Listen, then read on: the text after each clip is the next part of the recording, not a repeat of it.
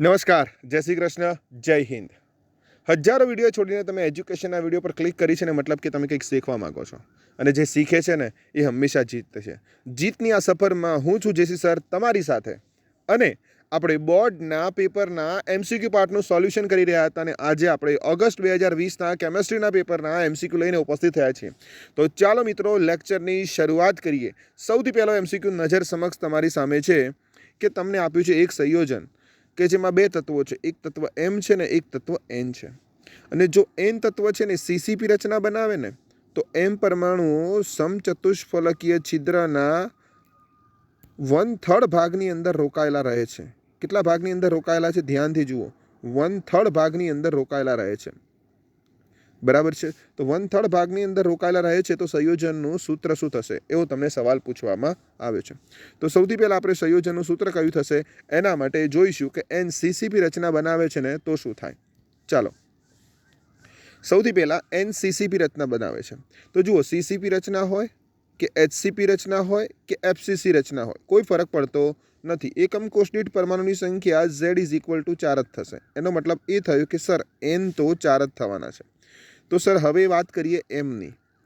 તો યાદ રાખો, જેટલા જ એકમ કોષ દીઠ પરમાણુની સંખ્યા હોય ને તેટલા જ અષ્ટફલકીય છિદ્ર હોય. જેટલા અષ્ટફલકીય છિદ્ર હોય તેના કરતાં બમણા ચતુષ્ફલકીય છિદ્ર હોય. માટે ચતુષ્ફલકીય છિદ્રની સંખ્યા કેટલી થઈ ગઈ? 8. તો ચતુષ્ફલકીય છિદ્રની સંખ્યા 8 છે અને ચતુષ્ફલકીય છિદ્રનો 1/3 ભાગ એમ પરમાણુ રોકે છે. એટલે 8 × 1/3 = 8/3. બરાબર. હવે એમ અને એન દ્વારા રચાતું આપણે જે સંયોજન છે તેનું અણુસૂત્ર શોધવું છે. તો ઉપર મૂકી દઈએ આપણે એમ અને નીચે મૂકી દઈએ આપણે એન. એમ બરાબર છે 8/3 અને એન બરાબર કેટલા છે? સર 4 છે. તો 4 × 8 માટે જવાબ આવશે 2/3. તો M2N3 આ તમારો થઈ ગયો જવાબ. બરાબર. M2N3 એ આન્સરની અંદર છે. ધેટ મીન્સ આન્સર એ. અને હા મિત્રો, ખાસ ખ્યાલ રાખજો કે આ ચેપ્ટરમાંથી આ રીતનો સવાલ, આમાં માત્ર ને માત્ર એમ અને એનના બદલે એ અને બી મૂકે, પી અને ક્યુ મૂકે. બરાબર છે. અને અલગ અલગ રીતના ફેરવીને સવાલ ઘણી બધી વખત પૂછ્યો છે. ઓલમોસ્ટ મને યાદ છે ત્યાં સુધી 8 પેપરમાંથી 5 થી 6 પેપરની અંદર આવો સવાલ પૂછ્યો છે. દેટ મીન્સ આ પ્રકારનો સવાલ મોસ્ટ એમ્પિયન એ લોકોએ આમાંથી કોઈ ફેરફાર કર્યો નથી. મજાક તો ત્યારે લાગે કે જ્યારે આના જ ક્વેશ્ચનની અંદર એ બી કરીને પૂછે, પીક્યુ કરીને પૂછે, એમએન કરીને પૂછે તો શું ફરક પડવાનો છે દોસ્ત? કંઈ જ ફરક પડવાનો નથી. ચાલો આગળ વધીશું. 0.1 મોલર NaOH દ્રાવણની ઘનતા 1.25 છે. કેટલી છે ઘનતા ભાઈ? 1.25 છે. ચલો, તો તે દ્રાવણની મોલારિટી શોધો. મોલારિટીમાં આપણને ખબર છે મોલ પર લિટર થાય. એનો મતલબ કે મને પહેલાં મોલ શોધવા પડે અને પછી મારે કેટલું કદ થાય શોધવું પડે. હવે 0.1 મોલર તમને NaOH આપી દીધું છે તો આનો તમે અર્થ સમજી લો તો તમારું કામ સરળતાથી થઈ જાય. 0.1 મોલર NaOH નો અર્થ શું થાય કે 1 મોલ પદાર્થ છે ને તમારો, 1 મોલ પદાર્થ એ 1 કિલોગ્રામની અંદર ઓગળેલો છે. 0.1 મોલ પદાર્થ છે એ 1 કિલોગ્રામ દ્રાવકની અંદર ઓગળેલો છે. દેટ મીન્સ મોલ તમને મળી ગયા. હવે ઘનતા બરાબર આપણને ખ્યાલ છે કે દર ભાગ્યા કદ થાય. શું થાય? ઘનતા બરાબર થાય દર ભાગ્યા કદ. આ દર ભાગ્યા કદ. તો કદ બરાબર શું થશે? સર ઓબ્વિયસલી ઘનતા નીચે આવી જાય તો દર ભાગ્યા ઘનતા થઈ જાય. તો દર તમને આપેલું છે કેટલું? 1000 ગ્રામ અથવા 1 કિલોગ્રામ અને ઘનતા તમને આપી છે 1.25. બંનેનો જ્યારે ભાગાકાર કરી દઈએ તો 800 ml તમને જવાબ મળે. અને જો તમારે લીટરમાં કન્વર્ટ કરવું છે ને તો 0.8 લીટર. મોલ તમને મળી ગયેલા હતા 0.1 મોલ અને તમને કદ પણ મળી ગયું 0.8 લીટર. તો બંનેનો જ્યારે ભાગાકાર કરીશું ત્યારે જવાબ આવશે 0.125 મોલર. યાદ રાખજો મિત્રો, આની અંદર ખાસ તમને સૂત્ર બે યાદ હોવા જોઈએ. એક મોલારિટીનું સૂત્ર અને બીજું ઘનતાનું સૂત્ર. તો તમે આ એમસીક્યુ સરળતાથી સોલ્વ કરી શકશો. અને ખાસમાં ખાસ યાદ રાખજો, એક એમસીક્યુ ચેપ્ટર નંબર 2 માંથી સાંદ્રતાના એકમોમાંથી હશે ને હશે. છેલ્લા 8 વર્ષનો આ રેકોર્ડ છે. સાંદ્રતાના બધા જ સૂત્રો તૈયાર કરી દેજો. એક સૂત્રની અંદર સીધી કિંમત મૂકો ને જવાબ આવે આવો એમસીક્યુ હોય છે અને હોય જ છે. ખાસ જે તમને કોયડાઓ આપેલા છે ને એ કોયડાઓ તમે ખાસ તૈયાર કરી દેજો. અને બચ્ચા, અને લખાણ સંબંધિત પ્રશ્નો LSP. ચાલો, NH4OH માટે λ0m ની વેલ્યુ તમારે ફાઇન્ડ આઉટ કરવાની છે કે λ0m NH4OH માટે કેટલો થાય. હવે ધ્યાનથી સમજો. NH4 પ્લસ આયન બનશે આમાંથી અને બીજું બનશે OH માઇનસ આયન. મતલબ કે આ બંને જે ધન આયન અને ઋણ આયન છે એમનો તમારે પ્રબળ વિદ્યુત વિભાજ્યનો ક્ષાર લેવાનો છે. બરાબર છે. તો પ્રબળ વિદ્યુત વિભાજ્યનો ક્ષાર NH4 નો બને NH4Cl માટેનો અને NaOH નો બને OH નો બને NaOH માટેનો. અહીંયા Cl માટેનો. તો વધારાનું શું થયું? Cl અને Na. તો જ્યારે તમે NH4Cl ને NaOH નો સરવાળો કરો ને એમાંથી NaCl બાદ કરી દો તો એ આન્સર તમારો રાઈટ આન્સર થઈ જાય. તો કયો આન્સર છે ચેકઆઉટ કરી લો. તો NH4Cl અને NaOH બંનેનો તમારે સરવાળો કરવાનો, NaCl તમારે બાદ કરવાનો. ઓકે, ચલો આ રહ્યો તમારો B answer is the right answer. કે એક Cl આમાં વધારાનો છે, આમાં Na વધારાનો છે, NaCl બાદ થાય. મિત્રો ખાસ કહી દઉં કે અનંત બંધ અને મોલર વાહકતાના સંદર્ભની અંદર સવાલ પૂછાય. એની અંદર ખાસ યાદ રાખજો, તમારે યાદ રાખવાનું HCOOH માટે કેવી રીતે શોધી શકાય. બરાબર, નોંધ કરવું હોય તો નોંધ કરી લો પેનથી. CH3COOH માટે કેવી રીતના શોધી શકાય. બરાબર, NH4OH માટે કેવી રીતના શોધી શકાય એ હમણાં જ પૂછાઈ ગયું છે. બરાબર છે. પછી KBr માટે પણ ઘણી બધી વખત પૂછાયું છે. બરાબર, આ 4 માટે તમે એકવાર શોર્ટ કી તમારી બનાવી દેજો. આના માટે λ0 એમનું મૂલ્ય છે ને 390.5 વાળું mho centimetre square mall inverse વાળું, એ પણ તમારે ગોખી નાખવાનું, મતલબ યાદ કરી લેવાનું છે. તો તમારો આ ટોપિકનો MCQમાંનો માર્ક્સ કપાશે નહીં. ચાલો બચ્ચા પાર્ટી આગળ વધીશું. એક પ્રક્રિયકના સંદર્ભમાં દ્વિતીય ક્રમની છે. મતલબ તમને પ્રક્રિયાનો ક્રમ આપી દીધો છે કે પ્રક્રિયા દ્વિતીય ક્રમની છે. ઓકે, જો પ્રક્રિયકની સાંદ્રતા અડધી કરવામાં આવે તો તેના વેગ ઉપર શું અસર થાય? તો સૌથી પહેલાં તમને એ ખ્યાલ હોવો જોઈએ કે પ્રક્રિયાનું વિકલનીય વેગ સમીકરણ કઈ રીતનું બને. તો ધ્યાનથી જુઓ. અહીંયા પ્રક્રિયા દ્વિતીય ક્રમની છે તો વેગ R1 = K, એક્સની કેટલી ઘાત આપી દીધી? 2 ઘાત. હવે એક્સ જે છે એની સાંદ્રતાને તમારે અડધી કરવાની, તો કરી દેવાની x/2. તો x/2 કરીને જ્યારે આપણે કિંમત મૂકીશું ત્યારે બીજી પ્રક્રિયા માટે બીજી કન્ડિશન માટે, બીજા કેસ માટે, કેસ 2 માટે વેગ થઈ જશે R2. કે એમના એમ છે, એક્સના બદલે તમે શું મૂક્યું? x/2. બરાબર છે. અને દ્વિતીય કન્ડિશન માટે એનો સ્ક્વેર કર્યો. હવે 1/2 નો સ્ક્વેર થાય તો આન્સર થાય 1/4. અને k ઇન્ટુ એક્સનો જે સ્ક્વેર છે, ને એના બરાબર તો તમે શું મૂકી શકો છો? V1 અથવા તો R1. બરાબર છે. તેની જગ્યાએ તમે મૂકી દો R1. એનો મતલબ એ થયો કે 1/4 જેટલો ફેરફાર થાય. કેટલો ફેરફાર થાય? 1/4 જેટલો ફેરફાર થાય પ્રક્રિયાના વેગ ઉપર. That means answer is D. ચાલો આગળ વધીશું. જેલીમાં પરિક્ષેપિત કલા અને પરિક્ષેપિત માધ્યમમાં ભૌતિક અવસ્થા કઈ છે? હવે ધ્યાનથી સમજો, આ ટાઈપનો MCQ પણ પૂછાય છે કલિલના વર્ગીકરણનો. જેલને તમે ધ્યાનથી જુઓ, તમને ખ્યાલ આવશે કે એની અંદર ઘન પદાર્થનું પ્રમાણ વધારે છે, પ્રવાહી પદાર્થનું પ્રમાણ ઓછું છે. દેટ મીન્સ ઘન પદાર્થનું પ્રમાણ વધારે છે તો ઘન એ માધ્યમ તરીકે હશે અને પ્રવાહી છે તે કલા તરીકે હશે.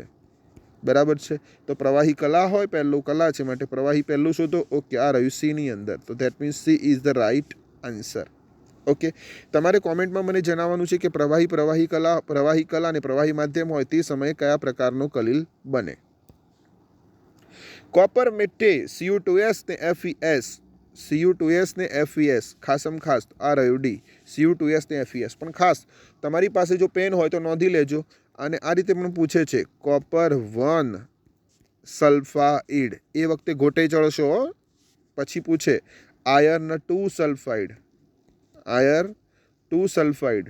ઓક્સિડેશન આંક છે ને એ લોકો કૌંસમાં રોમન આંકમાં લખે છે સ્ટોક નોટેશન મુજબ. તમે 11માની અંદર ભણી જ ગયા છો સ્ટોક નોટેશન મુજબ. આવી રીતના એ લોકો લખે છે. 90% લોકોને નામ યાદ હોતા નથી. કોપર 1 અને આયર્ન 2. 90% લોકો અહીંયા Cu2 હોય ને એટલે અહીંયા 2 કરીને આવે, અને FeSમાં 1 હોય એટલે અહીંયા 1 કરીને આવે. મજાકની તો ત્યારે હદ થઈ જાય, આટલું શીખવાડ્યું હોય હોવા છતાં. ચાલો આગળ વધીશું. ઝેનોન સંયોજનો બનાવવા માટે નીચેના પૈકી કયું વિધાન સાચું છે? તો ચાર વિધાન તમને આપેલા છે. એક, O2 અને ઝેનોનનું કદ સમાન છે, બિલકુલ ના આવે. બંનેની ઇલેક્ટ્રોન પ્રાપ્તિ એન્થાલ્પીના મૂલ્ય સમાન છે, બિલકુલ ના આવે. ઝેનોન અને ઓક્સિજન બંને વાયુ છે, વાયુ એટલે થોડી કંઈ બંને સંયોજનો બનાવી દે એવું સાચું હોય? ખોટી વાત છે. Yes, D option is right. તેની પ્રથમ આયનીકરણ એન્થાલ્પી સમાન છે માટે તે અલગ અલગ પ્રકારના સંયોજનો બનાવે છે. That means D answer is right. K2Cr2O7 નું આણ્વીય દર તમને આપી દીધું છે m જેટલું છે. આણ્વીય દર કેટલું છે? m જેટલું છે. એસિડિક માધ્યમમાં તેનો તુલ્ય ભાર કેટલો થાય? બરાબર. હવે ધ્યાનથી સમજો આ રિએક્શનને. K2Cr2O7 છે ને એમાં ક્રોમિયમનો ઓક્સિડેશનાંક કેટલો થાય? તો અહીંયા 7 દુ 14, બરાબર. 14માંથી 2 જાય 12, પેલી બાજુ જાય +12 ભાગ્યા 6 કરો એટલે +6 ઓક્સિડેશનાંક થાય, બરાબર છે. +6 ઓક્સિડેશનાંકમાંથી એસિડિક માધ્યમમાં કેટલો ફેરફાર થાય છે? તો ક્રોમિયમ +3માં રૂપાંતરણ થાય છે, 6માંથી 3માં રૂપાંતરણ થાય. હવે ધ્યાનથી સમજો, આ રહ્યું તમને કેલ્ક્યુલેશન આપેલું છે. અહીંયા ક્રોમિયમનો ઓક્સિડેશનાંક કેટલો થાય? તો કે +6, +6માંથી +3માં ફેરફાર થાય, દેટ મીન્સ 3 ઇલેક્ટ્રોનનો ફેરફાર. પણ એમાં ક્રોમિયમ કેટલા છે? 2, માટે 2 વડે ગુણી નાખો, માટે કેટલાનો ફેરફાર થયો? 6નો ફેરફાર થયો.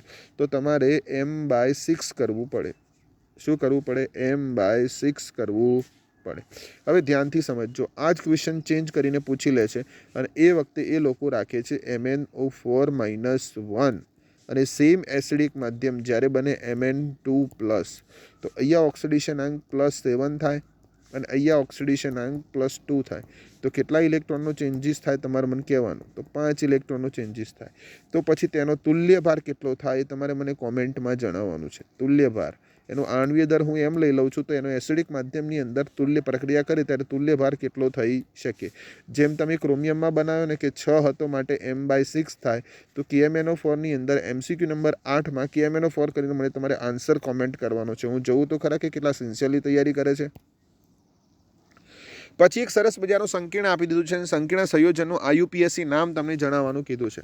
અલગ અલગ પ્રકારના 3 લિગેન્ડ આપેલા છે. જુઓ મિત્રો, આ છે ને તમને NH3 એટલે કે એમાઇન લિગેન્ડ છે, એટલે એનું AM સ્ટ્રક્ચર આવે, એનું AM સ્પેલિંગમાં આવે. એક્વા છે માટે AQ આવશે. ક્લોરાઇડો છે એટલે K ના આવેલા C આવે. ચલો, આમાંથી સૌથી પહેલાં મને એ કહી દો, પહેલું નામ કોનું આવે? તો ઓબ્વિયસલી બધા જ કે છે સર એમાઇનનું આવે, એટલે ટેટ્રા એમાઇન પહેલાં થઈ જાય, બરાબર. તો ટેટ્રા એમાઇન નંબર 1 પર આવશે, પછી એક્વા આવશે, પછી ક્લોરાઇડો આવશે. Is it clear? પછી સંકીર્ણ ભાગ અહીંયા ધન આયન બને, બરાબર. બાકીના આયનો છે એ ઋણ આયન બને, એટલે કોબાલ્ટ જ લાગશે. જો ઋણ આયન બનત ને તો કોબાલ્ટેટ કરત, પરંતુ અહીંયા કોબાલ્ટ જ થશે અને પછી તમારે ક્લોરાઇડ લખવાનું છે. તો ટેટ્રા એમાઇન છે, એક્વા છે, ક્લોરાઇડો છે, કોબાલ્ટ છે અને ઓક્સિડેશનાંક ગણવાનો ખાસ ઓક્સિડેશનાંક તમને ગણતા શીખવાડી દઉં તો ધ્યાનથી જુઓ. ઓક્સિડેશનાંક તમે કેવી રીતે ગણી શકો? તમારી પાસે કોબાલ્ટ છે, NH3માં 0 થઈ જાય, એક્વામાં 0 થઈ જાય, 3 ક્લોરિન છે માટે 3 કૌંસમાં -1 એટલે -3 થશે, બરાબર 0. તો કોબાલ્ટ બરાબર ઓક્સિડેશનાંક થઈ ગયો +3. આ રીતે ઓક્સિડેશનાંક તમે ગણી શકો. તો tetraammine, aqua, chlorido 3, cobalt 3, chloride. That means answer is A. A is the right answer. Okay બચ્ચા પાર્ટી, ચાલો. એના પછી નેક્સ્ટ સવાલ છે સવાલ નંબર 10. 10 નંબરના સવાલની અંદર તમે ધ્યાનથી જોશો ને તો તમને ખ્યાલ આવશે કે સૌથી પહેલાં તમને એક સંયોજન આપી દીધું છે C6H5CH2Br, મતલબ કે આ બેન્ઝાઇલ સંયોજન છે તમારી સામે. કયું સંયોજન છે? બેન્ઝાઇલ. બેન્ઝાઇલ સંયોજનની પ્રક્રિયા કરાવી છે જલીય સોડિયમ હાઇડ્રોક્સાઇડની સાથે, મતલબ NaOH સાથે તમે રાસાયણિક પ્રક્રિયા કરાવી છે અને NaOH સાથેની પ્રક્રિયાને તમને પૂછ્યું છે કે આ પ્રક્રિયા કોને અનુસરે છે. હવે ધ્યાનથી સમજો, હું તમને કહી દઉં. 2 પ્રકારની પ્રક્રિયા છે આપણી પાસે. SN2 SN1 ક્રિયાવિધિ છે, પછી સેટજેપ છે જે વિલોપન પ્રક્રિયા હોય, અને કેન્દ્રાનુરાગી યોગશીલ પ્રક્રિયા છે કે જ્યાં દ્વિબંધ તૂટતો હોય અને કંઈક ઉમેરાતું હોય. હવે ધ્યાનથી સમજો, યોગશીલ પ્રક્રિયા તો છે જ નહીં, કારણ કે અહીંયા ઉમેરાવાની તો વાત જ નહીં આવે, કારણ કે અહીંયા OH છે ને એ બ્રોમિનના સ્થાને જોડાશે, એટલે વિસ્થાપન પ્રક્રિયા આવે, એટલે વિલોપન પણ કેન્સલ થઈ જશે. હવે વાત આવે SN1 ને SN2ની. તો SN1 પ્રક્રિયા ક્યારે થાય, SN2 પ્રક્રિયા ક્યારે થાય એની તમને હું હિન્ટ આપી દઉં. તો SN2 પ્રક્રિયા ત્યારે થાય જ્યારે અવકાશીય અવરોધ ઓછો હોય, સરળતાથી એન્ટ્રી થઈ શકતી હોય. પરંતુ અહીં તો શું છે? બેન્ઝાઇલ સમૂહ છે, મતલબ મોટો સમૂહ છે. દેટ મીન્સ SN2 પ્રક્રિયાની સંભાવના પણ કેવી છે? 0. SN2 પ્રક્રિયા નહીં આવે. હવે બચે છે SN1 પ્રક્રિયા. તો SN1 પ્રક્રિયાની અંદર શું થાય? તો SN1 પ્રક્રિયાની અંદર સર પહેલા સ્ટેપની અંદર કાર્બોકેટાયન બને, તો અહીં બેન્ઝાઇલ કાર્બોકેટાયન બનશે અને આ બેન્ઝાઇલ કાર્બોકેટાયન છે ને એ સંસ્પંદનથી જબરજસ્ત સ્થિરતા પ્રાપ્ત કરશે અને પછી એ સેકન્ડ સ્ટેપની અંદર OH એને પોતાના સ્થાન પર જોડાશે, એટલે બેન્ઝાઇલ આલ્કોહોલ નિપજ તમને આપશે. Concept is crystal clear. Now answer is B, SN1 ક્રિયાવિધિ. ઈથરની 1 mall HX સાથે રાસાયણિક પ્રક્રિયા કરતાં તમને કઈ નિપજ મળશે? તમારી પાસે સરસ મજાનો ઈથર છે, એની તમે પ્રક્રિયા કરાવી દીધી, બરાબર. તો તમને મળી ગયું H અને X છે, તો શું મળે નિપજમાં? ધ્યાનથી જોજો. એચ અને એક્સ છે. તો જે RO હતો ને એની જોડે જોડાશે એચ, અને જે તમારો R બાકીનો હતો એની જોડે જોડાશે એક્સ. સર કેવી રીતના રાસાયણિક પ્રક્રિયા થાય? તો એના માટે તમે ધ્યાનથી સમજો. અહીંયા જે ઈથર છે ને એ બિલકુલ મધ્યમાંથી તૂટે. હવે જે બાજુ એચ ખૂટે છે એ બાજુ જશે, જે બાજુ એચ ખૂટે છે તે બાજુ જશે RO, અને જે બાજુ એક્સ ખૂટે છે તે બાજુ જશે R. સર અમને હજુ ખબર ના પડી, તો ધ્યાનથી જુઓ. હવે આ બંને તૂટે તો RO માઇનસ બને અને અહીંથી R પ્લસ બને. તો અહીંયા HX તૂટે તો H પ્લસ બને અને X માઇનસ બને. તો પ્લસ હોય માઇનસ જોડી જાય, માઇનસ હોય પ્લસ જોડી જાય. Simple formula. જુઓ અહીંયા, તો આ પ્લસ છે તો આ માઇનસ જોડી જશે એટલે RH બનાવી દેશે, અને માઇનસ છે તો આ પ્લસ જોડી જશે એટલે R પ્લસ એટલે RX બનાવી દેશે. એટલે એક મોલ સાથે પ્રક્રિયા થાય ને તો એક મોલ તમને ROH મળે ને એક મોલ તમને RX મળે. પણ જો હા આ જ પ્રક્રિયા હું 2 મોલ સાથે કરાવી દઉં તો બીજો પણ ROH ના બદલે બીજો પણ મને RX મળી જાય, તો 2 મોલ RX તમને નિપજ તરીકે અહીંયા મળી જશે. That's all. ચાલો આગળનો MCQ જોઈએ. આલ્ડોલ સંકરણ પ્રક્રિયામાં આલ્ડીહાઇડ અને કીટોન માટે કયા પ્રકારનો હાઇડ્રોજન જરૂરી છે? આ તો બધાને ખબર છે, આલ્ફા પ્રકારના હાઇડ્રોજનની જરૂર છે તો રાસાયણિક પ્રક્રિયા થાય, અધરવાઇઝ થશે નહીં. મિથાઇલેમાઇનની 2 મોલ મિથાઇલ ક્લોરાઇડ સાથે પ્રક્રિયા કરતાં તમને કઈ નિપજ મળે? તો ધ્યાનથી સમજો. સૌથી પહેલાં આપણે મિથાઇલેમાઇન જોઈ લઈએ અને પછી એની પ્રક્રિયા કરાવીએ. તો મિથાઇલેમાઇનમાં અહીંયા જે હાઇડ્રોજન હોય ને એ હાઇડ્રોજનના સ્થાન ઉપર મિથાઇલ સમૂહ આવે જ્યારે આપણે આલ્કાઇલેશન પ્રક્રિયા કરાવીએ ત્યારે.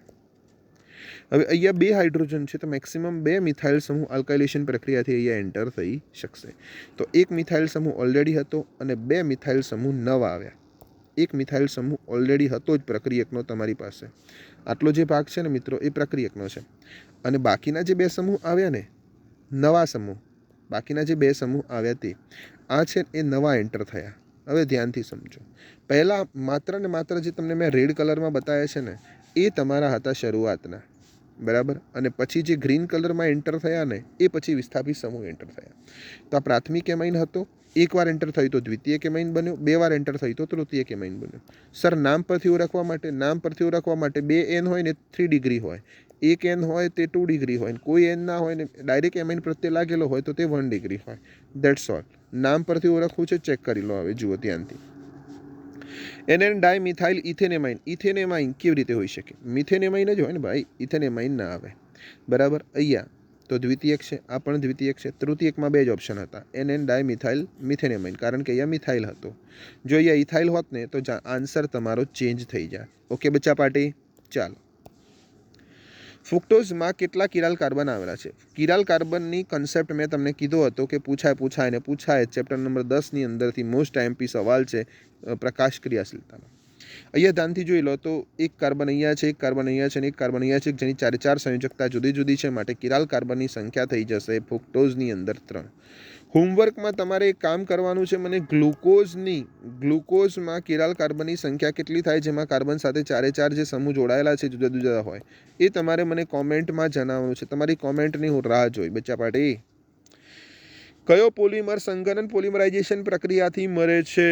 ઓરલોન, પોલીપ્રોપીન, ટેફલોન કે નાયલોન 6? તો ધ્યાનથી સમજો. ટેફલોન તો PTFE થી મળે, એમાં તો યોગશીલ પ્રક્રિયા થાય.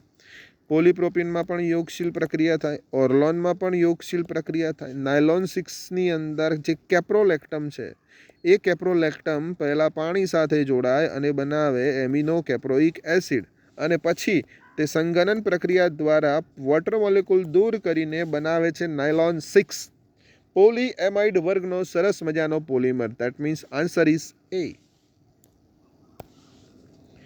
લઘુ પટ્ટિકાના સ્કંદનને અટકાવવા માટે કયા ઔષધનો ઉપયોગ કરવામાં આવે છે? લઘુ પટ્ટિકા સ્કંદનને અટકાવવા માટે કયા ઔષધનો ઉપયોગ કરવામાં આવે છે? જેન્ટેક. ભાઈ જેન્ટેકને તો તમારે ના જ આવે. સર કેમ ના આવે? જેન્ટેક રેનિટેડિન, સિમેટિડિન, પ્રતિ એસિડ ઔષધ, બરાબર, ફિનેલ્જીન, બરાબર છે, ટ્રાન્ક્વિલાઇઝર છે, એસ્પિરિન. આ રહ્યું સર ઓલરાઉન્ડર, 3 in 1 કામ છે આના. એન્ટીપાયરેટિક તરીકે પણ ઉપયોગમાં આવે, તાપમાન શામક છે, એનાલ્જેસિક તરીકે પણ ઉપયોગમાં આવે, કારણ કે વેદના હર્ષ અને લઘુ પટ્ટિકાના સ્કંદનને પણ અટકાવે એવું તમારું સરસ મજાનું સંયોજન છે એસ્પિરિન. બાયથાયનોલ પણ ના આવે. એક તત્વ અંતઃકેન્દ્રિત સમઘનીય છે એક તત્વની રચના BCC પ્રકારની છે અને તેની કોષની ધારની લંબાઈ એટલે કે એ તમને આપેલું છે. કેટલું છે? એનું મૂલ્ય 4.0 × 10⁻8 સેન્ટીમીટર છે. જવાબ સેન્ટીમીટરમાં છે. ઓકે, તો આપણે એકમ ચેન્જ નહીં કરીએ. તો તે પરમાણુનો વ્યાસ કેટલો થાય? હવે વ્યાસ પૂછવો છે, ત્રિજ્યા ટીક કરીને ના આવતા હો ને. શું પૂછ્યું? વ્યાસ. ઉતાવળે આંબા ના પાકે. વ્યાસ માટે તમારે યાદ રાખવાનું D = 2R સૂત્ર થાય. એટલે તમને જે R મળે ને છેલ્લે એને 2 વડે મલ્ટીપ્લાય કરીને પછી જવાબ ટીક કરવાનો. તો સૌથી પહેલાં A = તમે વેલ્યુ લઈ લીધી. એ બરાબર તમે કેટલી વેલ્યુ લઈ લીધી? 4.0 × 10⁻8. હવે રચના કઈ છે? BCC માટે તમને ખબર છે કે R બરાબર સૂત્ર શું થાય? તો કે √3a/4. કયું સૂત્ર થાય? √3a/4. એની જગ્યાએ તમે વેલ્યુ મૂકી દીધી 4.0 × 10⁻8/4. તો 4 નીકળી ગયા. તો જવાબ આવી ગયો તમારો √3 × 10⁻8. √3નું મૂલ્ય થાય 1.73. આ તમારો આવી ગયો R. પરંતુ R જવાબમાં લખવાનો છે? ના, જવાબમાં લખવાનો છે વ્યાસ. તો એને 2 વડે મલ્ટીપ્લાય કરી દો. તો 2 × 1.73. તો આન્સર આવી જશે 3.46 × 10⁻8 સેન્ટીમીટર. હવે જુઓ, તમને ચીટિંગ કરવા માટે પરીક્ષક કેટલું જોરદાર દિમાગ વાપરે. તમે R શોધો ને R ટીક કરી દો ને એવું પરીક્ષક ઈચ્છે છે, માટે એમને એ ઓપ્શનની અંદર તમને આપી દીધું છે 1.73 × 10⁻8. આ રેડ સિગ્નલ છે અને તમે જોતા નહીં, તમારે ટીક કરવાનો છે B ઓપ્શન. એ બરાબર છે, એ ટીક નથી કરવાનો, તમારે વ્યાસ ટીક કરવાનો છે. D R ટીક કરવાનો નથી. આવી ભૂલો ભલભલા ખા પણ કરીને આવે છે. નીચેના પૈકી કયું દ્રાવણ આદર્શ દ્રાવણનું ઉદાહરણ છે? મિત્રો, હું તમને કહીને થાકી ગયો છું કે બિન આદર્શ, આદર્શ અને ધન વિચલન અને ઋણ વિચલનમાંથી સવાલ હોય તૈયાર કરી દેજો. પછી કહેતા નહીં કે કીધું નહોતું. આદર્શ દ્રાવણમાં મેં તમને કીધું હતું કે જેમ આપણે કેટેગરી આવતી હોય ને એમ દ્રાવણોની પણ કેટેગરી છે કે આલ્કેન, આલ્કીન, આલ્કાઇન, એવી રીતના. તો જે સેમ ગુણધર્મો ધરાવતા હોય ને એ લોકો જોડાય ને ત્યારે આદર્શ દ્રાવણ બને. તો એ ધ્યાનથી જોઈ લો. ક્લોરોફોર્મ ને એસિટોન, તો હેલોજન ને આ થઈ ગયું તમારું કીટોન, ન આવે. ઇથેનોલ અને પાણી પણ ના આવે. પાણી અને નાઇટ્રિક એસિડ પણ ના. આ રહ્યું બેન્ઝીન અને ટોલ્યુઇન, ક્લોરોબેન્ઝીન અને બ્રોમોબેન્ઝીન, ક્લોરોઇથેન અને બ્રોમોઇથેન. આ બધા એના ઉદાહરણ છે, યાદ રાખજો. આપેલા મૂલ્યોને આધારે તમારે નક્કી કરવાનો છે પ્રબળ રિડક્શન કરતા. પ્રબળ રિડક્શન કરતા પદાર્થ કયો છે? હવે જુઓ, EMF શ્રેણી માટે મેં તમને એક પંચલાઈન યાદ રખાઈ છે. EMF શ્રેણી માટે પંચલાઈન યાદ રખાઈ છે. પંચલાઈન યાદ કરી લ્યો તો તમને કોઈ તકલીફ પડશે નહીં. ઉપરવાલા ક્યાં કરતા? ઉપરવાલા ઓક્સિડેશન કરતા, નીચેવાલા રિડક્શન કરતા. ઉપરવાલા ઓક્સિડેશન કરતા, નીચેવાલા રિડક્શન કરતા. મતલબ એ કે EMF શ્રેણીમાં જે ઉપર છે તે ઓક્સિડેશન કરતા તરીકે વર્તે, જે નીચે છે તે રિડક્શન કરતા તરીકે વર્તે. તમને પૂછ્યું છે પ્રબળ રિડક્શન કરતા, તો સૌથી EMF શ્રેણી અંદર સૌથી રિડક્શન પોટેન્શિયલનું મૂલ્ય જેનું નીચું હોય ને એ તમારે ટીક કરી દેવાનું. એ રિડક્શન કરતા થાય. અને જો આ જ ક્વેશ્ચન ઓક્સિડેશન કરતા તરીકે પૂછે તો તમારે ઊંચી વેલ્યુ હોય તે ટીક કરી દેવાની. ચાલો, 4 વેલ્યુ આપેલી છે: 1.23, 1.81, -0.13 વોલ્ટ, બરાબર, અને જવાબ આપ્યો છે -44 વોલ્ટ, બરાબર. હવે આ બેમાં તમને એ ખબર હોવી જોઈએ કે માઇનસમાં પાછું જેટલી વેલ્યુ તમે 40 પર તમને વધારે દેખાય, પણ માઇનસમાં જેટલી મોટું દેખાતું હોય એટલું નાનું કહેવાતું હોય. આ યાદ રાખજો પાછા. અને તો અહીં તમને આન્સર થશે Fe નો, બરાબર છે. Fe પ્રબળ રિડક્શન કરતા તરીકે વર્તે. પણ જો તમને એવું પૂછ્યું હોત આ જ સવાલની અંદર પ્રબળ ઓક્સિડેશન કરતા તરીકે કોણ વર્તે, તો જવાબ મને કોમેન્ટમાં જણાવજો. કન્સેપ્ટ મેં તમને કહી દીધો છે. પ્રથમ ક્રમની પ્રક્રિયા માટે સાચો આલેખ કયો છે?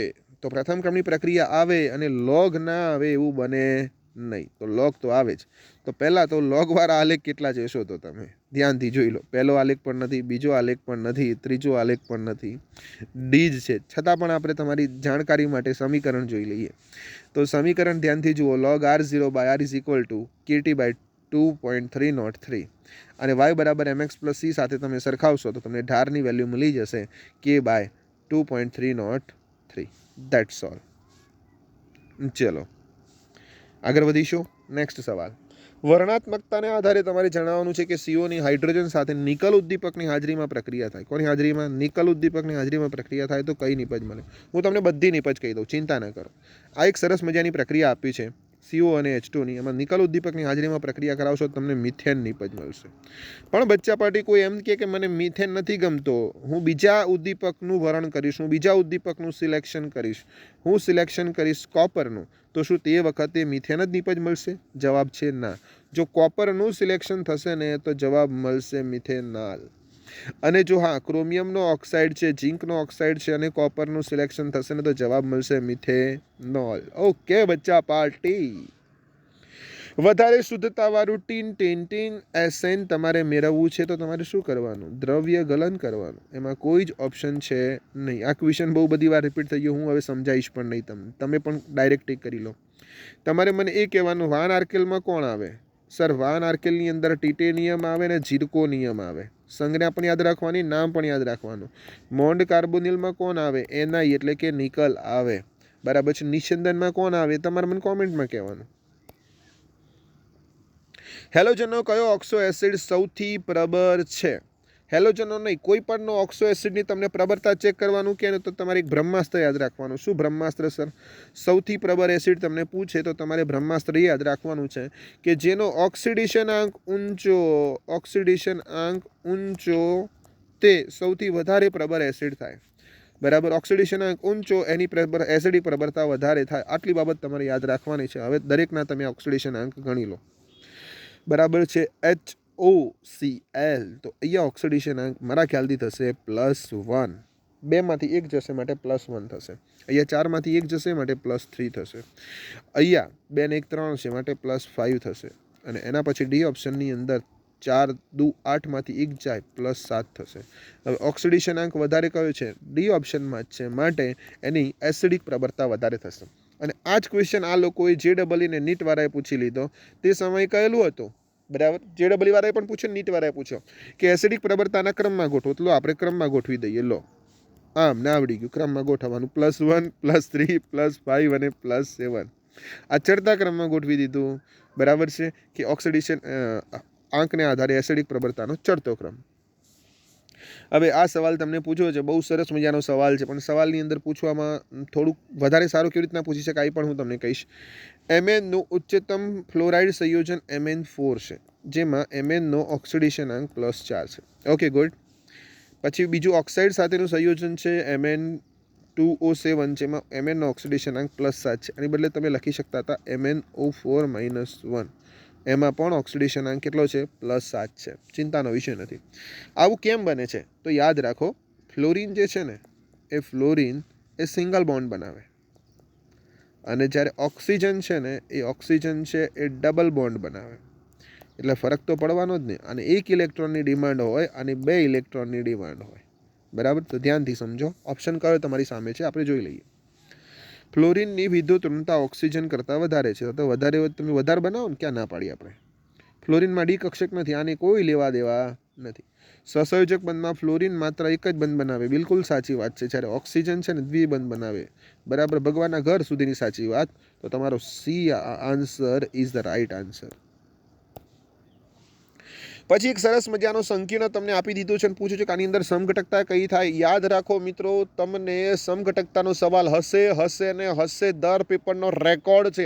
અને એમાં મેઇનલી આયનીય સમઘટકતા અને ભૌમિતિક સમઘટકતા અને પ્રકાશ સમઘટકતા તૈયાર કરી નાખજો. એના ઉદાહરણ તૈયાર કરી લેજો. અને તમને જો ઉદાહરણ તૈયાર કરવામાં તકલીફ પડતી હોય તો મને વિડીયોની કોમેન્ટમાં મેસેજ કરી દેજો. હું સરસ મજાની નેક્સ્ટ સિરીઝ લાવી રહ્યો છું, જેની અંદર આપણે એવા 25 થી 30 કોષ્ટક બનાવવાના છે જેમાંથી ફરજિયાત MCQ પૂછાય.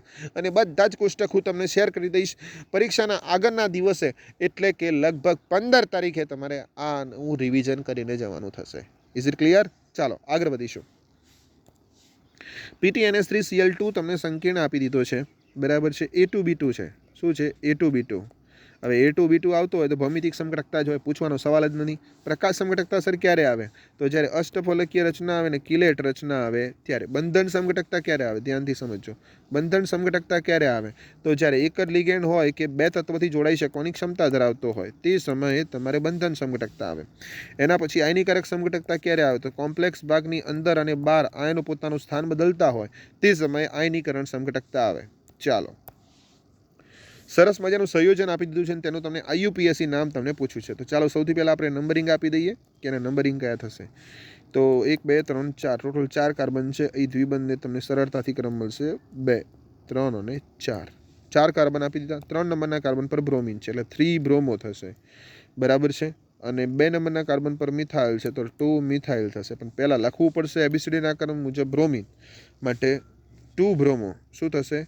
2 બ્રોમો. શું નામ થશે? યાદ રાખજો, 2 બ્રોમો. બરાબર છે. 3 મિથાઇલ. 4 કાર્બન છે માટે બ્યુટ, અને 1 નંબર ઉપર ઇંચ માટે બ્યુટ 1 इन। तो 2 ब्रोमो 3 मिथाइल अरे 2 मिथाइल ब्यूट 1 इन। आ तमारो साचो आंसर थाय। तो आंसर इज बी। नेक्स्ट, कયું સંયોજન ફિનોલિક નથી? ફિનોલ માટે જરૂરી શું છે? બેન્ઝીન ચક્ર સાથે સીધો OH જોડાયેલો હોવો, સીધો OH જોડાયેલો હોવો તો તમે એને ફિનોલ સંયોજન કહી શકો, અધરવાઇઝ કહી શકાય નહીં. ચેક કરો, આ તો ફિનોલ છે. બી ઓપ્શન પણ ફિનોલ છે. સી ઓપ્શનમાં બેન્ઝીન ચક્ર પર CH2 છે, એના પછી OH છે, આ તો બેન્ઝાઇલ આલ્કોહોલ છે. શું છે? બેન્ઝાઇલ આલ્કોહોલ છે. બેન્ઝાઇલ આલ્કોહોલને તમે ફિનોલ કહી શકો નહીં, માટે રાઈટ આન્સર ઇઝ સી. વિનેગારમાં કયો કાર્બોક્સિલિક એસિડ હોય છે જે તમે ચાઇનીઝ મંચુરિયન ને ભેર ને બધું ખાવ છો ને એની અંદર આ એસિડ હોય, ચટપટો લાગે, ખટ્ટો ખટ્ટો. વિનેગારમાં કયો એસિડ હોય છે? આ તો તમને બધાને ખબર જ હશે, ઇથેનોઇક એસિડ વિનેગારની અંદર હોય. ધોરણ 10માં પણ ભણી ચૂક્યા છો. Vinegar, ethanoic acid, CH3COOH. Simple સવાલ છે, આ સવાલ મારે સોલ્વ પણ ના કરાવવાનો હોય. આગળ વધીશું.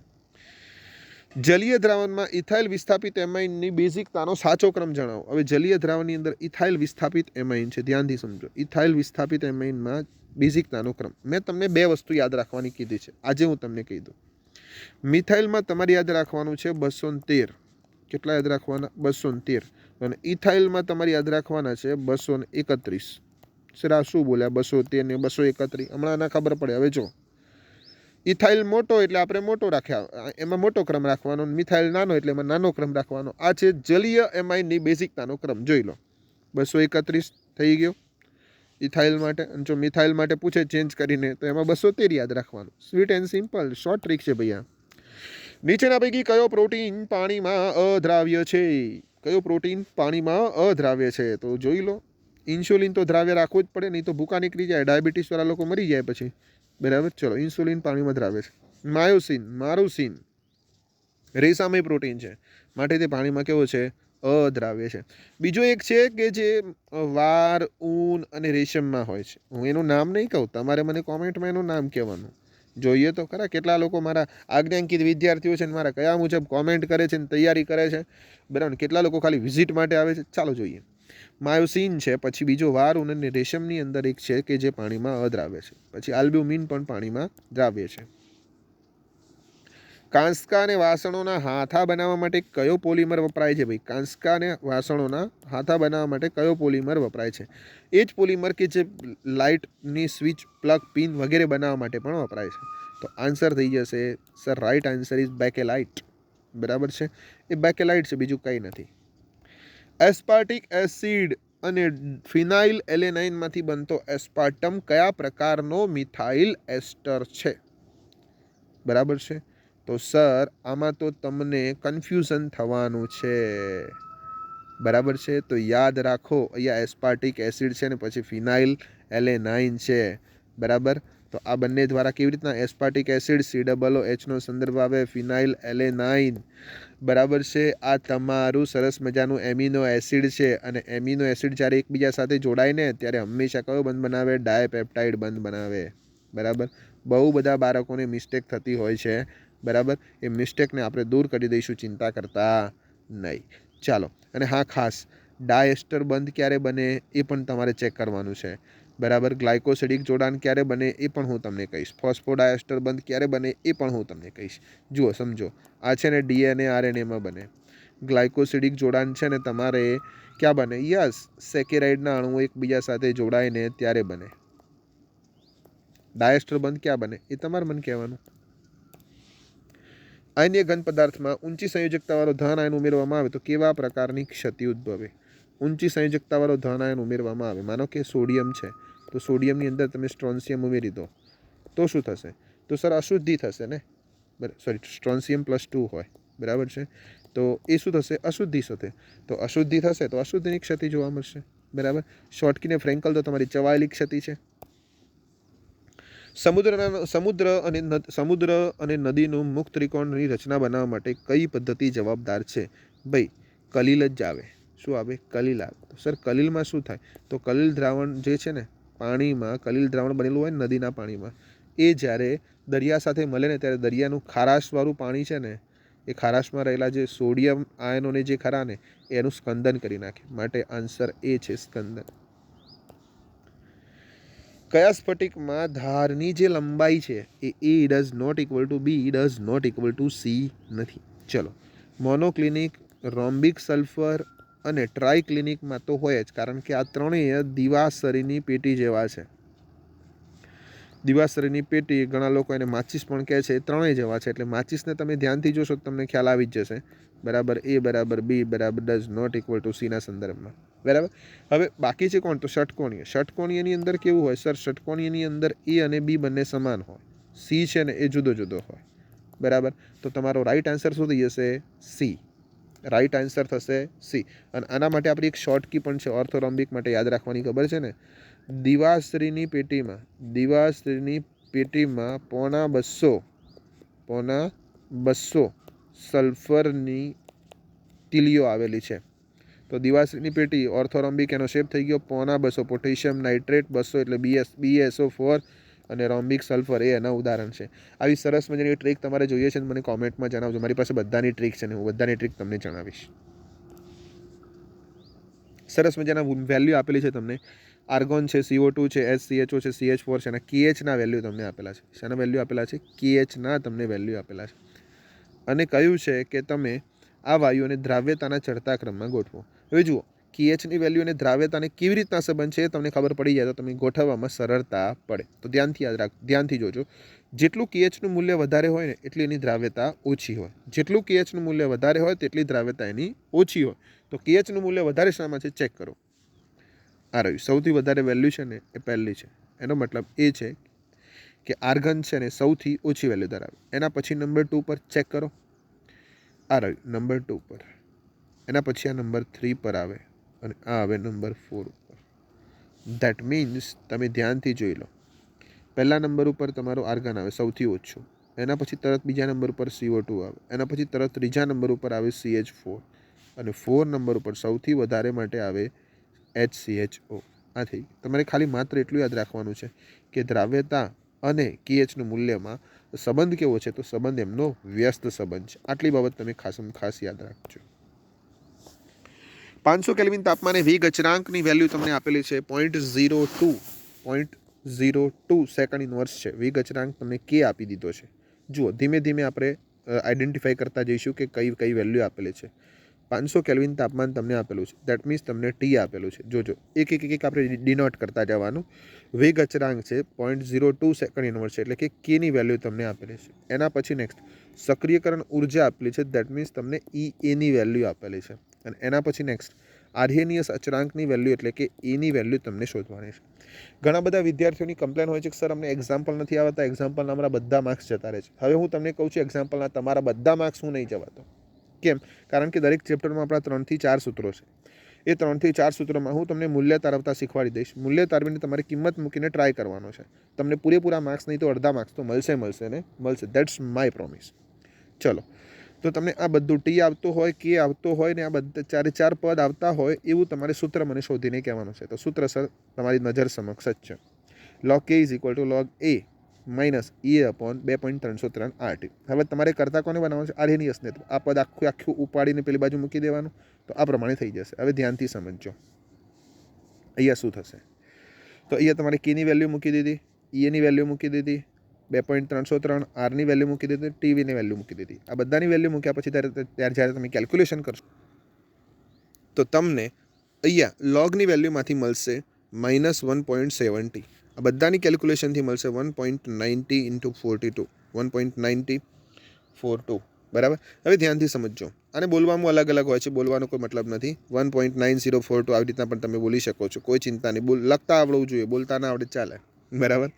હવે લોગ કેવી રીતના શોધવો કેલ્ક્યુલેટરમાં અને એન્ટી લોગ કેવી રીતના શોધવો એ જો તમને આવડતું નથી તો મને કોમેન્ટ કરજો. એના માટે હું અલગથી વિડીયો બનાવીને મૂકી દઈશ, એટલે તમારા માર્ક્સ જાય નહીં. ચાલો બચ્ચા પાર્ટી. એલ્યુમિનિયમના ઉત્પાદનમાં હોલ હેરોલ્ડ પ્રવિધિની અંદર ક્રાયોલાઇટ ઉપયોગ શા માટે કરવામાં આવે છે? ક્રાયોલાઇટ મિત્રો, આ ક્રાયોલાઇટનો ઉપયોગ શા માટે છે ને એ સમજવા માટે તમારે ક્રાયોલાઇટનો અર્થ સમજવો પડે. ક્રાયોનો અર્થ છે ખૂબ જ નીચું તાપમાન. અને લાઇટ છે ને એનો અર્થ થાય છે પથ્થર. તો નીચું તાપમાન લાવતો પથ્થર એનો અર્થ થાય, એનો ક્રાયોલાઇટનો અર્થ થાય. તો નીચું તાપમાન શામાં લાવવાનું છે? ગલન બિંદુ જ નીચું લાવવાનું છે. માટે રાઈટ આન્સર થશે એ. Al2O3નું ગલન બિંદુ નીચું લાવવા માટે તેનો ઉપયોગ કરવામાં આવે છે. ચાલો આગળ વધીશું.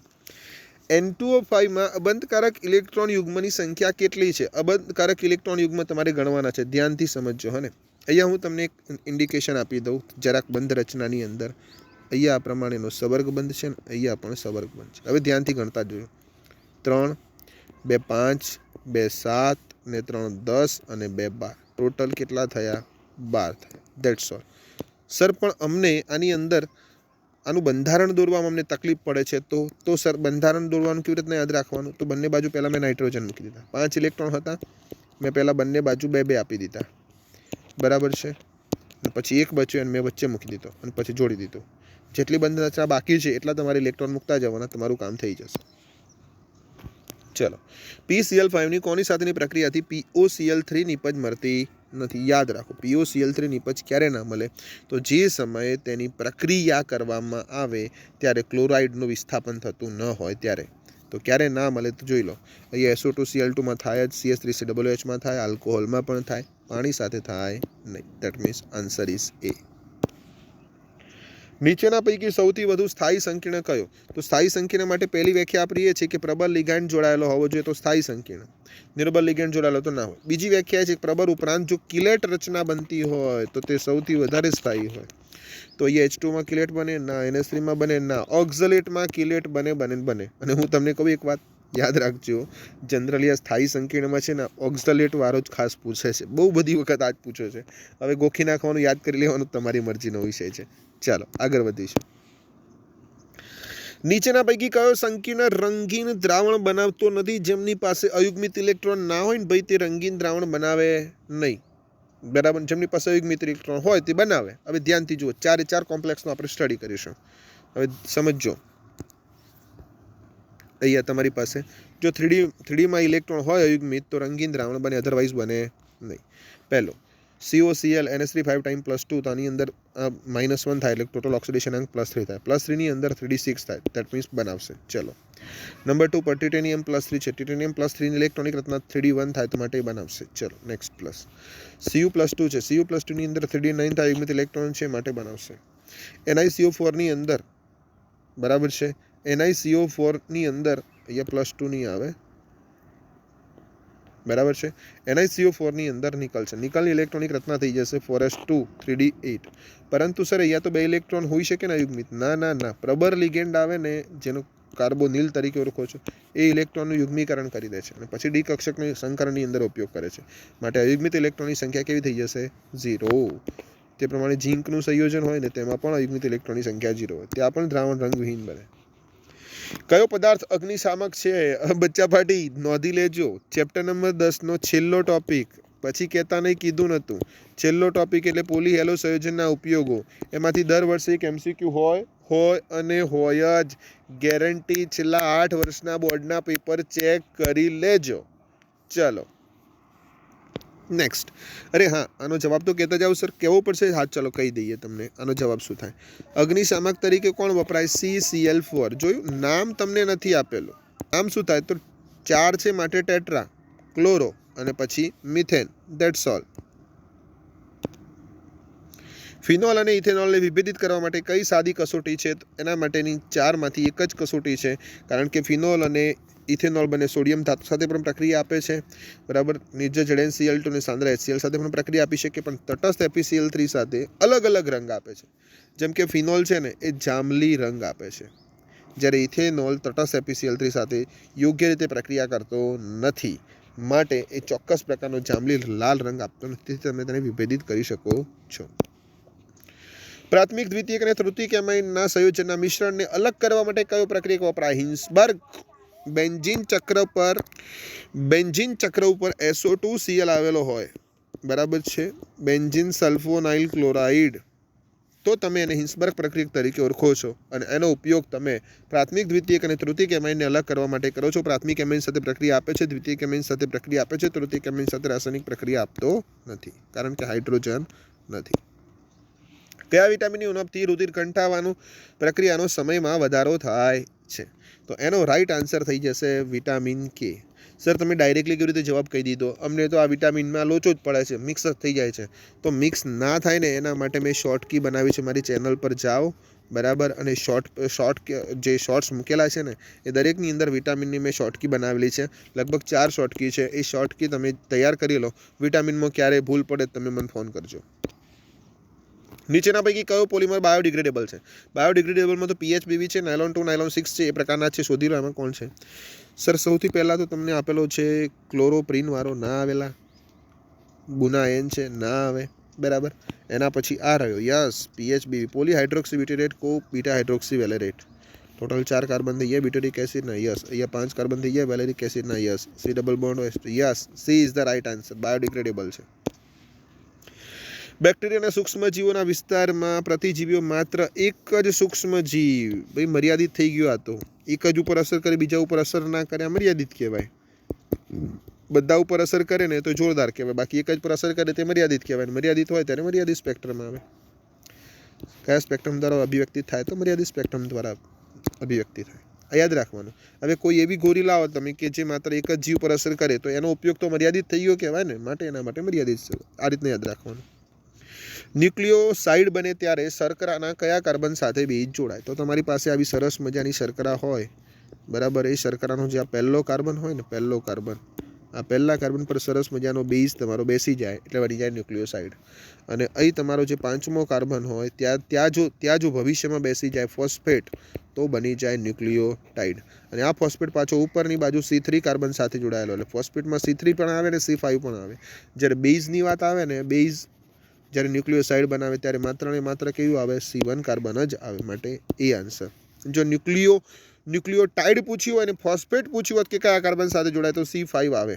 અને ફોસ્ફોડાયસ્ટર બંધમાં ફોસ્ફેટ કોની સાથે જોડાય? તો C3 સાથે જોડાય ને C5 સાથે જોડાય. આ રીતના કોઈ પણ રીતના ચેન્જ કરીને પૂછો. મારા વિદ્યાર્થીઓ તૈયાર છે જવાબ આપવા માટે. એજોરંગકમાં નારંગી એજોરંગક મેળવવા માટે કયા ક્ષાર સાથે પ્રક્રિયા કરવામાં આવે છે? અરે ભાઈ, નારંગી માટે મેં તમને સરસ મજાની ટ્રીક આપેલી. નારંગીને કહેવાય ઓરેન્જ, અને ઓરેન્જ પરથી OH વાળો તમારે લેવાનો. OH વાળો કોણ છે? એનિલિન, ના. એનમિથાઇલ એનિલિન, ના. ફિનોલ, આ રહ્યો. બેન્ઝીન ચક્ર પર સરસ મજાનો OH છે. અને હા, ખાસમ ખાસ આ પ્રક્રિયા રોંગ છે, એટલે આ પ્રક્રિયા પર તમે જતા નહીં. હું તમને આનો રાઈટ આન્સર કહી દઉં. શું થાય રાઈટ આન્સર? ધ્યાનથી જોજો. તમારે શું કામ કરવાનું છે તો હવે ધ્યાનથી સમજજો કેવી રીતના બને. તો અહીંયા જે છે ને, આ Cl છે ને એ દૂર થઈ જાય, અને અહીંથી H દૂર થાય, અને આ બંનેનું જોડાણ થઈ જાય, બરાબર. અને બની જાય તમારો નારંગી રંગનો એજોરંગક. That's all. ઓકે બચ્ચા પાર્ટી. જુઓ, સરસ મજાનું નેક્સ્ટ પ્લાનિંગ તમારા માટે ચાલી રહ્યું છે, અને પ્લાનિંગ એ છે કે તમારા માટે એક સરસ મજાનું ટેસ્ટ શેડ્યુલ લઈને આવું, બરાબર, જેથી તમારા માર્ક્સ વધારી શકો. બીજી બાબતનું પ્લાનિંગ એ ચાલી રહ્યું છે કે એવા કોષ્ટક તૈયાર કરીએ, બરાબર, 25 થી 30 કે જેમાંથી ફરજિયાત MCQ આવે, બરાબર છે. તમારા તરફથી મને થોડોક સપોર્ટ જોઈએ છે, બરાબર. સપોર્ટ એ છે કે મેક્સિમમ વિડીયો લોકોને શેર કરો. બધા બાળકો સુધી આપણી વાત પહોંચવી જોઈએ. મારો ટાર્ગેટ છે ગુજરાતની અંદર કેમિસ્ટ્રીનું રિઝલ્ટ સૌથી વધારે હોવું જોઈએ, અને હું આ વખતે 200 ડૉક્ટર બનાવવા માટે જઈ રહ્યો છું. જે વિદ્યાર્થીઓ મારી સાથે જોડાયેલા છે એમાંથી 200 ડૉક્ટર બનવા જોઈએ, આ મારો ટાર્ગેટ છે. એ 200માં જો તમે આવવા માગો છો ને, તો યસ સર, હું તમારી સાથે જોડાવા તૈયાર છું. તમે મહેનત કરવા માટે અમને તૈયાર કરી દો. ઓકે, આ મારો ટાર્ગેટ છે બચ્ચા પાર્ટી. મળીશું નેક્સ્ટ લેક્ચરમાં. જય શ્રી કૃષ્ણ, જય હિન્દ. આવજો બચ્ચા, અને વાંચજો.